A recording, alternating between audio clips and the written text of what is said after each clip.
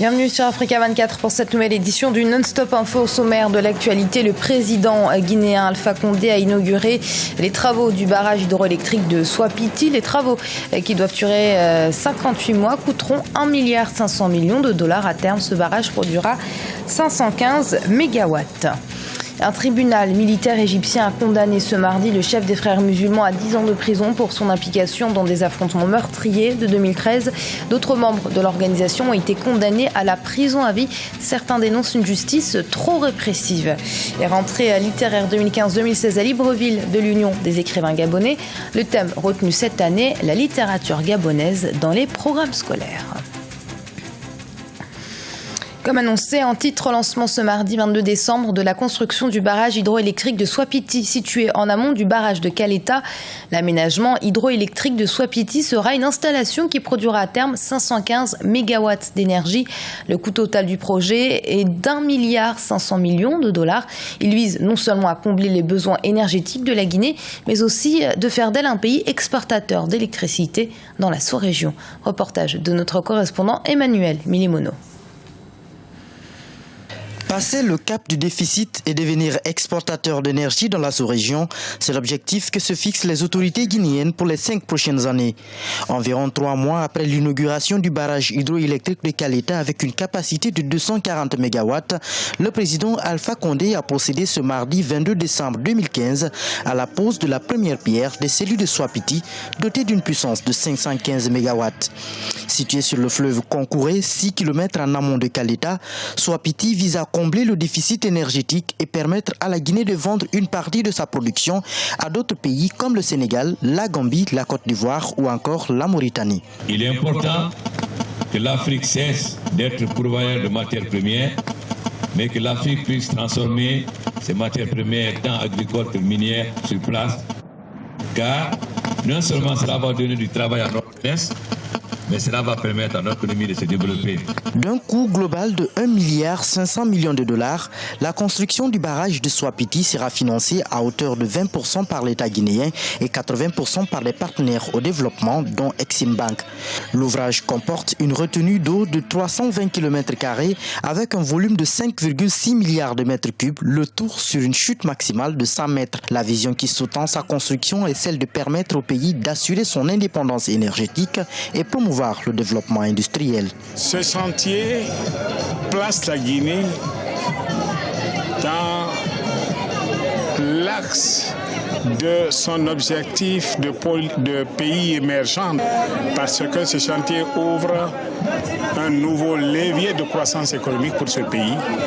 Nous serons dans les 5 années à venir pays exportateur d'énergie. Ça va avoir un impact sérieux sur, d'une part, le produit des ventes, mais également propulser le développement industriel au niveau de la Guinée. L'aménagement hydroélectrique de Swapiti est situé à 180 km de la capitale Conakry et sera composé de 5 turbines.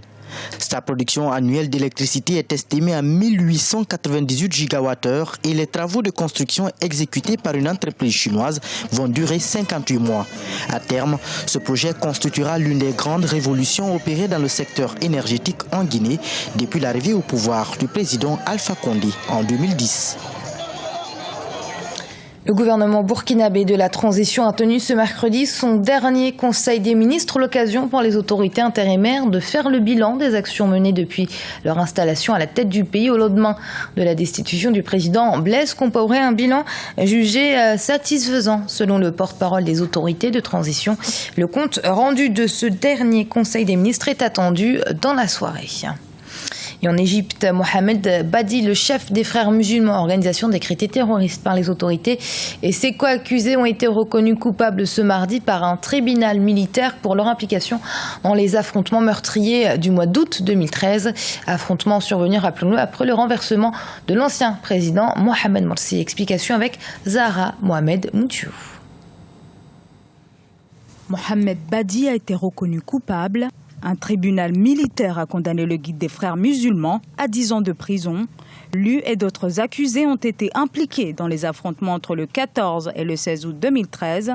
La dispersion des manifestants a causé la mort de 700 personnes. Les heurts avaient éclaté peu après la dispersion au Caire par la police de 2 rassemblements contre la destitution un mois plus tôt du président Mohamed Morsi, également issu de l'organisation. La justice égyptienne lui reproche une incitation à la violence lors des manifestations à la place Rabaa El Adawiya au Caire en 2013. Il y a eu une première condamnation par la justice en avril 2014, une réclusion à perpétuité. Et puis en avril dernier, il y a eu une condamnation à mort en avril 2015 pour incitation au chaos. C'est toujours en rapport avec les manifestations contre le régime d'Al-Sisi à la place Rabaa El Adawiya en 2013.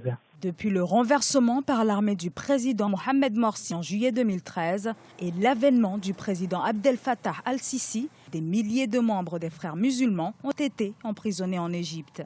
Le régime actuel, donc la justice avec le gouvernement égyptien, tente de finir une fois pour toutes avec les frères musulmans comme force politique de première influence en Égypte, et surtout on lui reproche de baser son action politique sur des bases religieuses. Actuellement, le régime égyptien, le président Al-Sisi et le gouvernement égyptien fait de ce procès un usage politique et mise en scène devant l'opinion publique de ce qui veut dire de s'opposer et baser le combat sur les bases religieuses.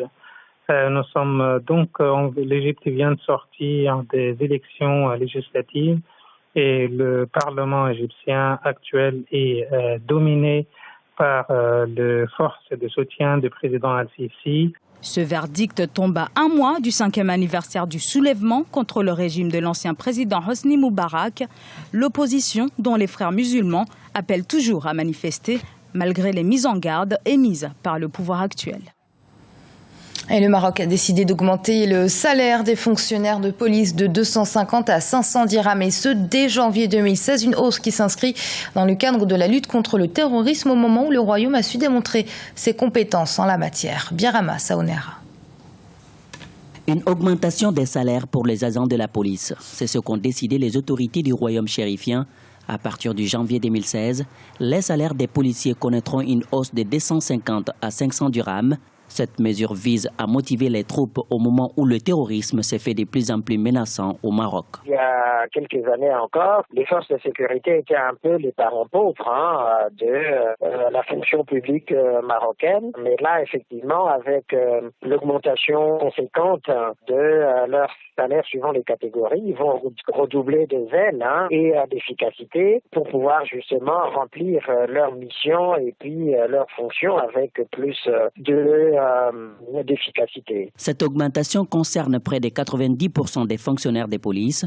Pour des observateurs, la police marocaine joue un rôle important dans la lutte contre le terrorisme. La police mène des actions efficaces. Qu'on se souvienne, par exemple, lors des attentats de Paris, la police marocaine avait bien aidé la France justement à identifier un certain nombre de ces terroristes, à prévenir un certain nombre d'autres actes. Donc c'est une police effectivement qui prend à cœur son rôle et sa fonction au sein de la société marocaine, et surtout dans la protection justement de la sécurité, de la sûreté des biens et des personnes au Maroc. La police marocaine poursuit la traque aux djihadistes. D'ailleurs, le 11 décembre 2015, elle a démantelé une cellule terroriste liée au groupe État islamique. Aujourd'hui, plusieurs mesures sécuritaires sont mises en œuvre afin de faire face à la menace terroriste dans le royaume chérifien. Rentrée littéraire 2015-2016 de l'Union des écrivains gabonais à Libreville, la capitale, a rendez-vous pour présenter les livres de cette saison, mais aussi pour débattre de la place des ouvrages locaux dans les programmes scolaires. Les auteurs gabonais dénoncent en effet le manque de promotion des auteurs nationaux. Douglas Soutoum, notre correspondant au Gabon. Le livre gabonais est en nette progression. C'est pour magnifier cette tendance que la rentrée littéraire 2015-2016 de l'Union des écrivains gabonais a eu lieu à Libreville. Les difficultés rencontrées par la littérature gabonaise, les questions liées aussi bien au coût du livre gabonais qu'à sa qualité, sa promotion et le soutien de l'État étaient au centre de la rencontre. On parlait d'un désert culturel au Gabon. Maintenant, on commence à voir des titres.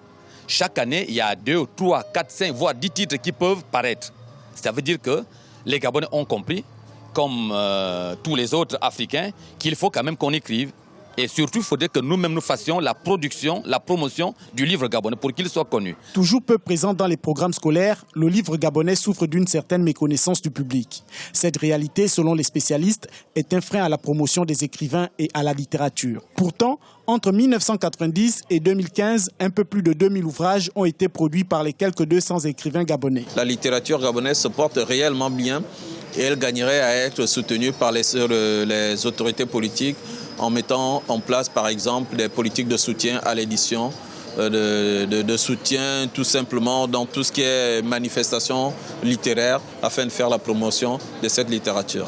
L'Institut pédagogique national a engagé depuis 2011 des révisions dans le sens d'avoir des livres gabonais dans les programmes scolaires.